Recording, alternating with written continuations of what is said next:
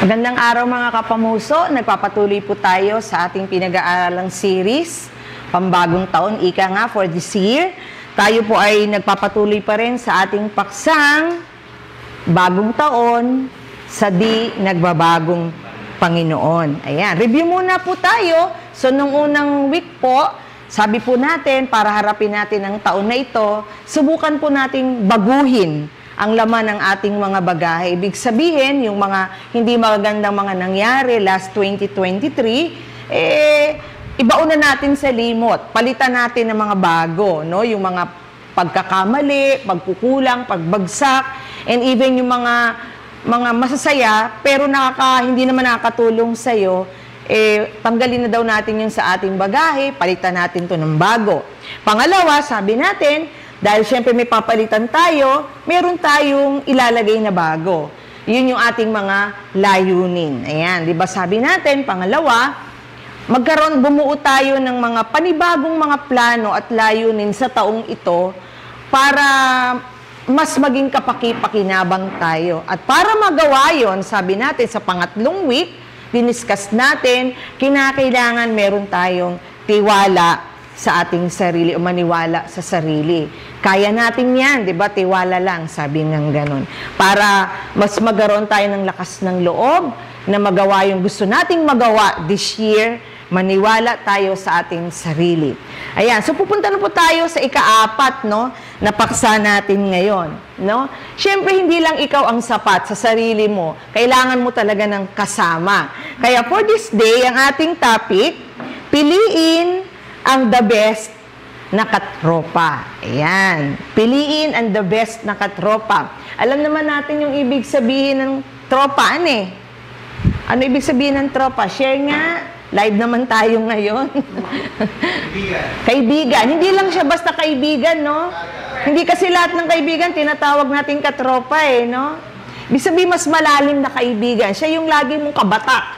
Kasama, no? Katropa. Ayan. So, pero bago yon, bago tayo magpatuloy, i-share nyo nga sa inyong katabi yung naging the best mong katropa last year. Last year lang. Yung naging the best mong katropa, yung lagi mong kasama, kaututang dila, kakwentuhan, kadamayan, kalakasan. Sige, share nyo sa katabi nyo. Huwag mahiya. Live tayo ngayon eh. Ayan. Imposible namang wala. Oo, last year lang. Just last year.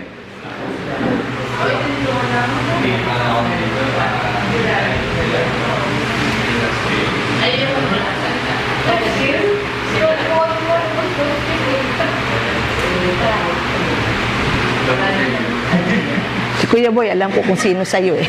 Si Kuya Junior. Lagi mong kasama.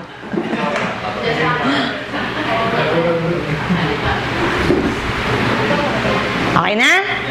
Ayan. O, diba, anong feeling na may katropa? Diba, masaya? Magastos? Okay, ayan. So, this year, sa ika-4 nating tip, para mas maging fruitful ang ating 2024, unang-una, better kung may katropa ka talaga. Diba? Yung haharapin mo yung taon na meron kang kasama. Bakit? Unang-una kasi nagiging mas magaan ang mga bagahe sa buhay. Pag may kasama ka. Diba, literal, kapag mabigat yung dala mo, pag meron kang, tawag dito, yung kasama na magbubuhat, gumagaang siya, diba? Kahit pa kunyari, ayaw mo magpatulong, pero, sa'yo, magaang, di ba? Ganon din siya sa buhay. Kapag meron kang kasama, mas gumagang ang buhay mo. Sabi nga ng mga ngaral, 4:9, pakibasa. Ang dalawa ay mabuti sa isa, mas marami ang bunga ng anumang gagawin nila. Di ba, yung mga baggages mo sa buhay mo, yung mga sama mo ng loob, mga tampupot mo sa kapwa mo, mga struggles mo, kapag sinusolo mo yan palagi, ano nangyayari? Di ba? Masakit sa dibdib, masikip sa dibdib, masakit sa loob, minsan nakaka-stress, nakakasakit talaga. To the point na feeling mo tuloy, parang wala na nagmamahal sa'yo. Pero kapag may katropa ka, yung nababaginan mo, nasi-share mo yung baggages mo, di ba? Yung bagahe mo, gumagaang yung pakiramdam. Hindi man talaga siya nakakatulong sa'yo ng literal, madalas sasabihin, pasensya ka na ha, wala akong may tutulong sa'yo. Yung makinig ka lang, malaking bagay yung kasi nakakagaang yun sa kanyang bagahe. So, nagiging mas magaan ang bagahe sa buhay. Pangalawa, 1, 2, 3. Ayan, hindi ka kasi nag-iisa eh. Lalo na kung pareho kayo ng advocacy, pareho kayo ng passion, pareho kayo ng gustong mangyari. Ay, sa taong ito, ganito ang gusto kong mangyari. Meron kang kasama, mas madali yung trabaho. No, panay nga ang pagka merong nakakatulong ka, dati ang bigat-bigat. Uy, ang gaang ng trabaho. Ay man, dali kong na, kagaya no, time, umuwi si Jehan ng maaga. Sabi ko, ba, himala, umuwi ka ng maaga. Hindi ikaw yan. Sabi niya gano'n, iba talaga mama pag may kasama ako sa pagliligpit. O di ba? Nakakagaang talaga siya. Ako, nagpapasalamat ako sa Panginoon kasi meron akong grupo ng WAM, no? Meron kami exec sa WAM, meron kami mga leader sa WAM. Kasi, usually kasi, pag Sunday, pag care flock na, tumatakas ako ng saglit eh. Nagpaalam naman ako sa WAM kasi nga, nagde-devotion ako sa seniors. Isipin nyo kung wala sila, paano gagaang yung trabaho? Yung isip ko, ano na nangyayari sa... Pero panatag ako pag aalis na ako, babalik ako, maayos ang lahat. No?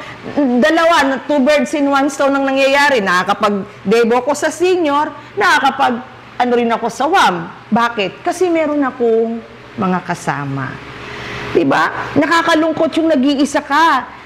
No, yung lahat tinatrabaho mo na lang. Maganda yung yung may mga tao kasi na ayaw nilang nagpapatulong eh. Pero sabi ng mga ngaral, 4:10, no, basahin natin, 1, 2, 3. Pagkuhan sa ibahin siya ng kasama, kawawa ang nag-iisa kapag wala ang tulong sa kanya kapag siya ay nabuhay. Kawawang nag-iisa kapag wala talagang kasama, di ba? May iba dyan na kunyari, kakayanin niya ang lahat. Pero saan ka pa? Iiyak-iyak. Di ba? Yung, tawag dito, yung, kaya niya lahat. Pero pagdating naman sa bahay, magrereklamo, wala kasing tumulong sa akin eh. Di ba? May mga ganyang tao, kunyari, kaya ko, ayaw kong patulong. Pero pagdating naman sa bahay, kung hindi nagrereklamo, nagmumukmok, nalulungkot, nagtatampo. Diba? So, napakagaang talaga, nababawasan yung trabaho mo. Kaya nga, ano naman yung aplikasyon natin? Ito na, unang-unang aplikasyon, 1, 2, 3. Medyo bawasan ang mga kapropang nagbibigay sa iyo ng hasip. Iyan. Diba? Sino yung mga naging bad influence sa inyo last year? Sa iba't ibang mga paraan. Merong isang eksperimento daw sa isang science lab. Merong isang beaker, yung lalagyan siya na pinaiinit, 'di ba? Yung umiinit yung maliit lang siya na heat na apoy, may pinaiinit ng tubig, pero hindi pa siya mainit. Tapos naglagay sila ng isang palaka doon. 'Di ba ang palaka kaya niya namang tumalon kahit mataas? So, yung palaka, ando lang siya, ang sarap ng buhay niya kasi basa yung beaker eh. Pero painit ng painit yung tubig. Huli na, nang malaman ng palaka, patay na siya, hindi niya nakinaya yung heat. Ngayon, sabing ganun ang tanong, bakit siya namatay? Anong sagot doon? Ba't siya namatay? Ba't siya namatay? Sagot! Live tayo. Napasok. Ano pa? Iyon. Hindi naman kasi siya umalis sa simula pa lang. May choice siya eh. May pagpili siya dahil hindi pa naman talaga mainit yung tubig, pwede pa siyang tumalon. Hinintay pa niyang mag-init ng mag-init hanggang sa dulo, wala na siyang chance na makatalon. Anong ibig sabihin? Nasa sa atin yun eh, kung gusto natin yung tropa natin, mga kaibigan natin, iwanan o hindi. Maaring may mga iniwan sila sa atin na malalim na marka, kaya hindi natin sila maiwan. Pero mga kapamuso, kung yung mga katropa na yan yung nagbibigay sa'yo ng bad influence, yung bang dati nagde-devotion ka araw-araw, pero nung nakasama mo siya, hindi ka na makapag-devotion kasi kaka-Facebook, kakalakwatsa, no? Kaka-overtime. Napasama ka pa di ba? Dati marunong ka makipagkaibigan sa lahat ng uri ng tao, pero nung nakasama mo siya, kayo na lang laging dalawa, solo kayo ng solo. To the point na hindi ka na nagiging bukas sa iba, nagiging unhealthy na yung relationship mo sa iba. These things, no, yung mga bagay na ito, kung hindi siya nakakalago sa iyong personalidad at paglago sa Panginoon, better yet, iwanan mo na lang. Amen. Diba? Pangalawa, na application dito, 1, 2, 3.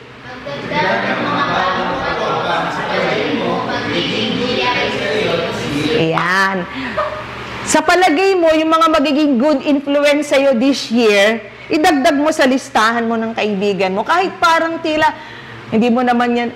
Halimbawa, meron ako dating isang kananayan sa group na, kami napaka-opposite ng personality namin.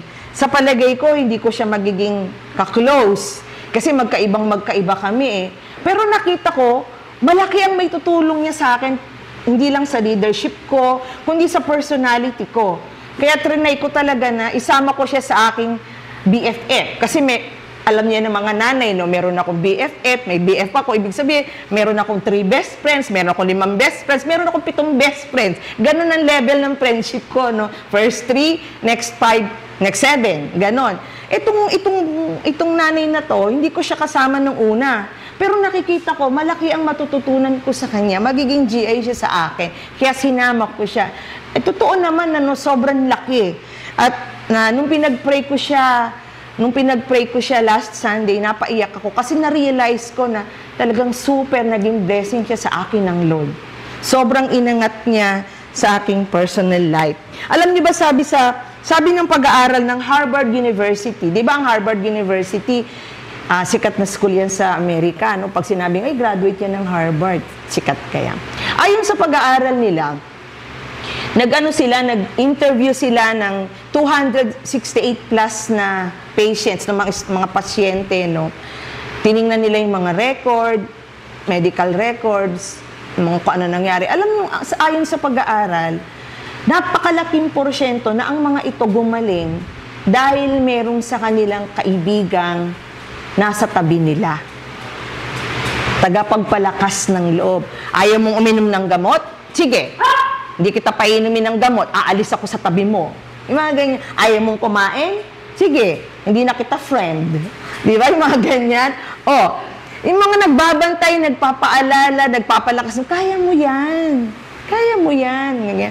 At nakakatulong sa kanila yon physically and mentally. Kaya nga, magdagdag ng mga bagong katropa. Sabi nga bagong taon, bagong koneksyon. Ayan, kumonek tayo sa mga tao. Pangatlo, na dapat nating gawin, 1, 2, 3. Ayan, mas tropahin yung mga dati nang nakatulong sa'yo. Ano kung mga Jurassic na sila?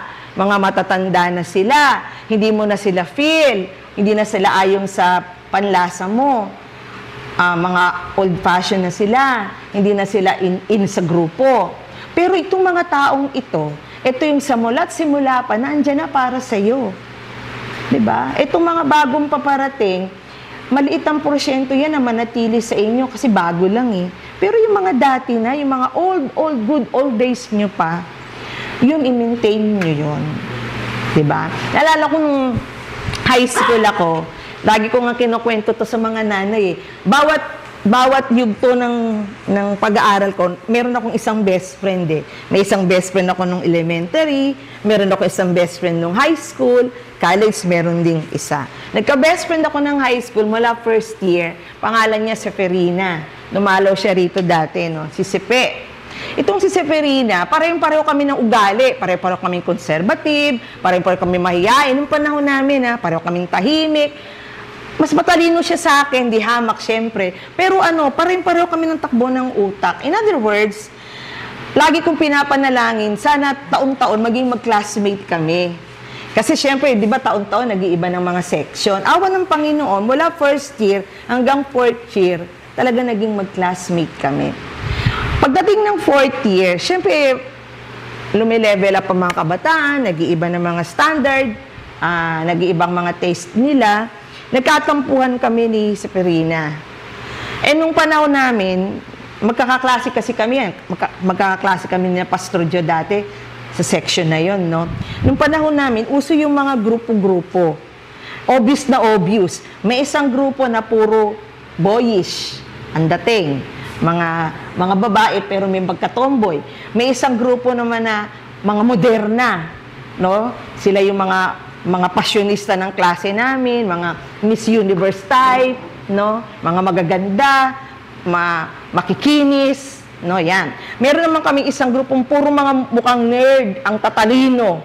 Silang magkakasama, 'di ba? Tapos meron namang isang grupo na kami yon, ito yung mga outcast ng klase. Yung kami, 5 kami, no? Kami yung mga pinakatahimik, pinakabaduy sa klase, pinaka hindi pinapansin ng mga klase, no? Pinakasimple, dun kami. Nung nagkagalit kami ni Severina, sabi ko, gagantihan kita, iwanan kita, kala mo. Yun ang sabi ko kay Severina. Umalis ako ng grupo. Lumipat ako, namili ako sa 3 grupo na pwede kong punta. Hindi naman ako pwede sa mga matatalino, mahirapan ako makiin. Tapos nung nalaman ng isang grupo na wala na ako sa grupo yun, niyaya akong sumama sa grupo nila. Etong grupo na to, ito yung mga sosyal-sosyal, laging may perang pangkain, no? Ito yung grupo na kaibigan ng buong bayan. Doon nila, siyempre sila yung nagyaya, sino ba naman ako para tumagi? Grupo ako sa kanila. Yun. Pero naging bad influence sila sa akin. Dahil hindi kami magkakasama, no? Yung baon ko, nagagastos ko. Kasi syempre, pag gumastos sila, kailangan gumastos ka rin eh. May iyakang di makisama. And et cetera. Doon ko na-realize na iba talaga kapag yung dati na. 'Di ba? Yung dati na kahit nakakaaway mo, pero nakakakilala sa'yo.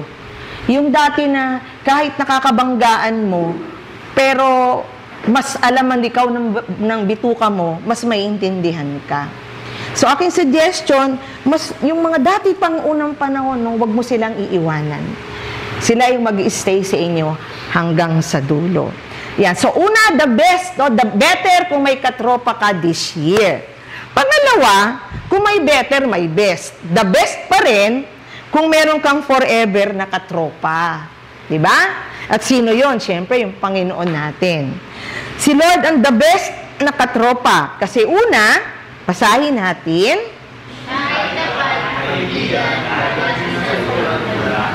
Nasa likuran. Pag nanonood ako ng Korean telenovela, ayan, may napansin akong isang kultura sila. Yung kapag ang magkaibigan, magkapamilya, yung close na sa isa't isa, nakaranas ng matinding pagsubok sa buhay, may style sila eh.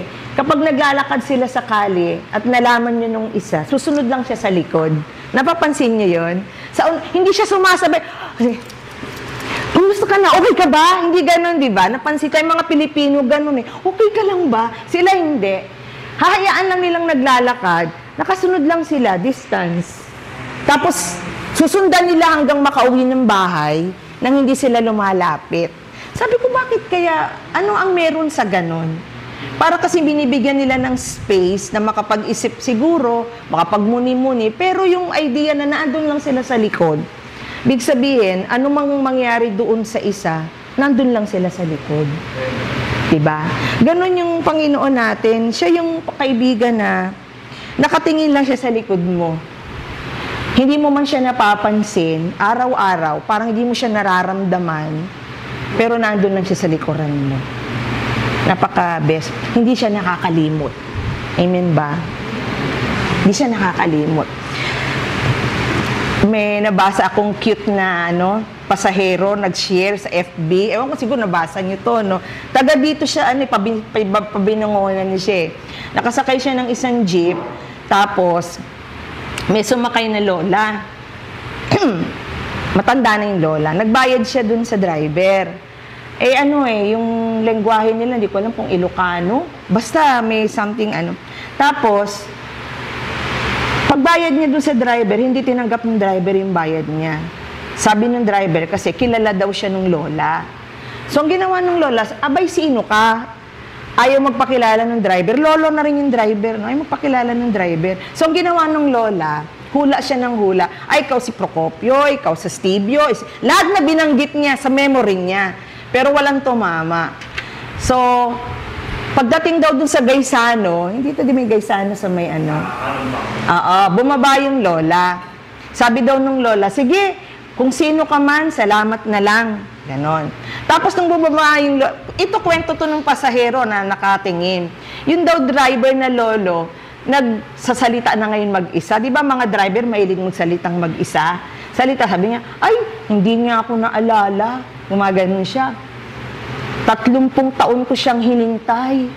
Naligawan. Tapos binasted niya ako, sabi ko pa sa kanya, pag sinagot niya ako, aalagaan ko siya. At kahit magkano singkong duling, kahit magkano kusing hindi siya gagastos.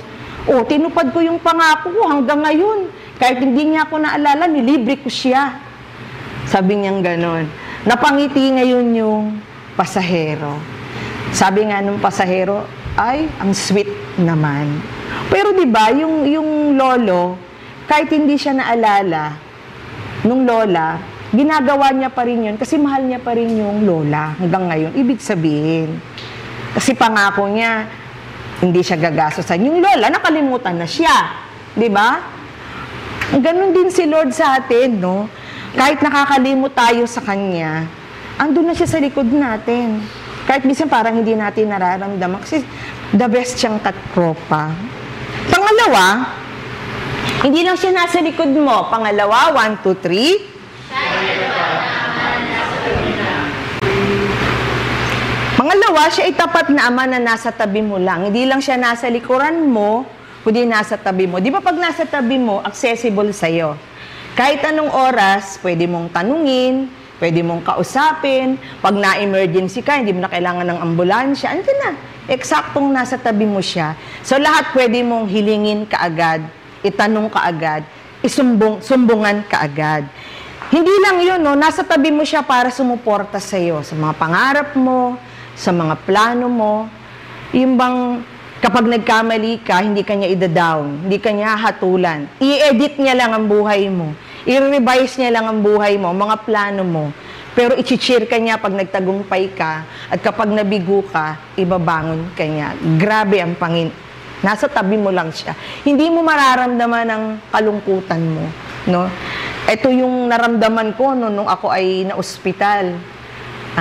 Last week lang, no, kasi nga hindi ko pinasama si Jehan sa ospital kasi unang-una walang magbabantay sa kambal. Pangalawa, late nang masyado. Tsaka ayoko nag-aalala siya. Ito yung bihira akong maramdaman ng Panginoon na literal. Alam niyo yun? Kasi siyempre, sa tagal mo ng Kristiyano, parang yung relationship mo kay Lord, ordinaryo na lang eh. 'Di ba? Ganun naman tayong mga Kristiyano, 'di ba? Bihirang-bihira yung maramdaman mo yung presence niya. Nung araw na yun, siyempre yung isipin mo sabihin ng nurse na 7 durok po tayo, masakit po, ganyan, yung kaba, lahat-lahat. Mag-isa ako dun sa upuan, napaiyak ako, tapos nanalangin talaga ako kay Lord, Lord, samahan mo ako. Right this very moment, tabihan mo po ako, maramdaman kita, para maging malakas ang loob ko, hindi ako matakot, maging matapang ako. Damang-dama ko talaga yung presence ng Lord ng mga oras na yun.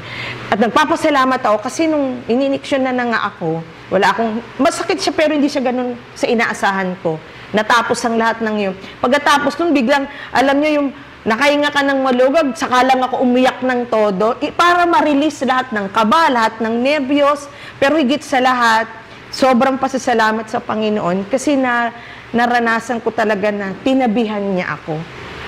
Symbolically, literally. Iyon. Sabi nga ng awit 16 verse 8, pakibasa. Nababalik ko na siya'y kasama ko oras-oras. Sabihin niya, kailan may hindi ako. Yan. Kasama mo siya oras-oras. Nasa tabi mo siya, nasa likod mo siya. Pangatlo, pakibasa. Ayan. Hindi lang siya nasa likod mo, no, na hindi mo alam. Hindi lang siya nasa tabi mo. Nasa harap mo siya eh. Ibig sabihin, may papunta pa lang na kalaban, haharangan na niya. Di ba?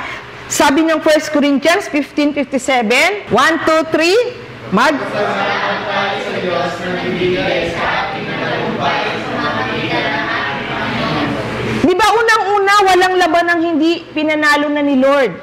May tagumpay na tayo kay Lord eh. Dadating pa lang yung kabiguan ng 2024 pala, papasok pa lang ng January, February. Di ba? Kapapasok pa lang na, dami na agad daluyong ng buhay. Wala pa nga sa kalahatian ng taon, nasa February pa lang, no? Pero nasa harap mo siya. Haharangan niya na kung ano yung mas malala pang pwedeng mangyari sa'yo. Pangalawa, naandun na siya sa unahan mo. Hindi ka pa man nakakarating sa paroroonan mo. Diba? Hindi lang niya harangan yung lalapit sa yung problema, aksidente, kaligaligan sa buhay. Nasa unahan mo na siya, hindi ka pa nakakapunta dun sa plano mo this year, hindi mo pa nararating yung gusto mo, inunahan ka na niya doon. Bine-bless niya na, sinasanctify niya na, tinutulungan niya na yung mga plano mo para sa 2024. Alam niya kasi kung ano yung the best para sa'yo. Amen ba? Alam niya na yung the best para sa'yo. Hindi mo pa sinasabi, alam na niya. Kaya sobrang the best na katropa, Panginoon natin, no? Hindi siya mahirap takbuhan. Ang tao, mabibigo ka dyan. Better kung may katropa ka. Pero the best kung ang katropa mo si Lord. Kasi ang tao, iiwan at iiwan ka rin yan eh. Diba? Best friend ko, di na kami nagkikita, matagal na. Iniwan ako ni Pastor Joe. Diba yung mga taong mahal na mahal mo, darating ang panahon, magkakahiwalay kayo, magkakatandaan na, magkakaroon ng sarili-sarili mga buhay, kukuha ka na naman ng mga bagong kasama, bagong adjustment, pero yung Panginoon nandyan siya eh. Never siyang magbabago, andyan pa din siya. Nabasa ko sa isang balita na merong isang nagngangalang Mark Smith, no, naimbitahan siyang maging lecturer sa Cambridge University sa Amerika, no. Sikat siyang speaker. Tapos nung pauwi na daw siya, galing sa kanyang pagsasalita, naisipan nilang mag-kayak. Yung kayak, 'di ba, yung parang boat na ganun ano? Tama ba yun? Tapos sa magulong tubig, gaganong-ganon, 'di ba? So naisipan niya raw magganon. Kaso yung kanyang boat tumaog. Kaya mabuti nakakapit siya, nakaano siya dun sa kanyang boat, kumapit siya. Yung river magulo. Tapos sabing ganun ng balita, sabi niya, buti yung cellphone niya, nasa kanya, naabot niya, tinawagan niya raw yung daddy niya. Yung daddy niya, itong si Mark Smith, 33 years old na to, 33. Hindi na bata. 33 years old, sikat na speaker. Tinawagan niya yung tatay niya, si Alan Smith. Alam niyo kung nasan si Alan Smith, yung tatay niya. 3,500 miles away sa Dubai. Yung tatay niya kasi ay malaki ang posisyon sa sundalo. Nagtitraining siya noon sa British troop sa Dubai, 3,500 miles away mula sa kanyang kinalalagyan. 33 years old na itong tumawag. Pero sabing ganun dito sa balita, without delay, yung tatay, nung tinawagan siya, kahit may ginagawa siya, no?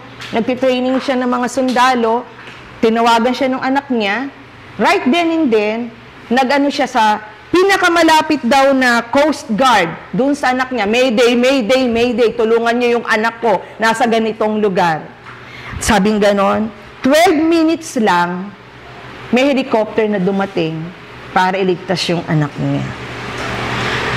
Sisipin yung laki na niya, 33 na, no? Pero yung tatay pa rin niyang inaasahan niya. Ganun ang Diyos natin, mga kapamuso, no? The best siyang katropa. So, pagpasok natin sa taon na ito, no? Tandaan natin, no? Meron tayong hindi nagbabagong Diyos. Kaya nga, sa ating application, basahin natin mabuti. 1, 2, 3. Piliin na rin natin kung kanino tayo may forever. The best na katropa, hindi nagbabagong Panginoon. Ayan. So, piliin natin kung kanino tayo may forever. Tayo manalangin. Dakilang Diyos, nagpapasalamat po kami sa mga taong inilapit mo sa mga puso namin. Mga kaibigang nagmahal sa amin, mga kaibigang tumanggap sa amin, mga taong tumulong sa amin at hanggang ngayon, nananatiling tapat sa amin. Blessing mo sila sa amin, Panginoon. Gift mo sila sa amin. Kahit ang Biblia ay malinaw na nagsasabi, Panginoon, na ang mga kaibigang tapat, ang aming mga katropang tapat, yan ay blessing mo sa amin. Galing yan sa iyo, Panginoon. Datapwat, Panginoon, higit namin pinagpapasalamat na meron kaming the best na katropa. Ikaw yun, Panginoon. Kasi ang tao, pwede siyang magbago pagdating ng panahon.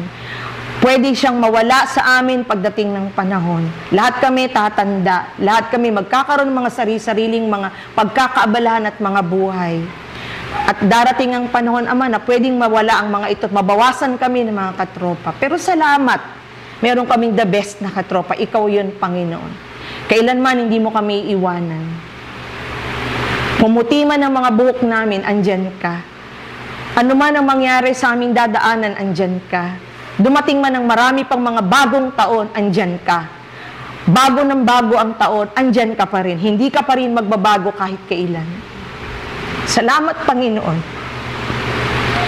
Sobrang salamat po na may Diyos kaming hindi nagbabago, kahit po kami nagbabago. O salamat sa iyong katapatan. Salamat sa pagiging kaibigan namin. Hindi ka lang namin Ama, hindi ka lang namin Hari, hindi ka lang namin Diyos. Kaibigan ka namin, Panginoon. And with that, Panginoon, itong taon na ito, O Diyos, haharapin namin ng mas masigla, mas may kapangyarihan, mas may determinasyon, mas may magpursigi, kasi meron kaming the best na katropa. Kasama namin maglalakbay sa buong taong ito at sa darating pang mga taon. Salamat po, Panginoon, sa iyo ang papurit pa sa salamat sa pangalan ni Jesus. Amen.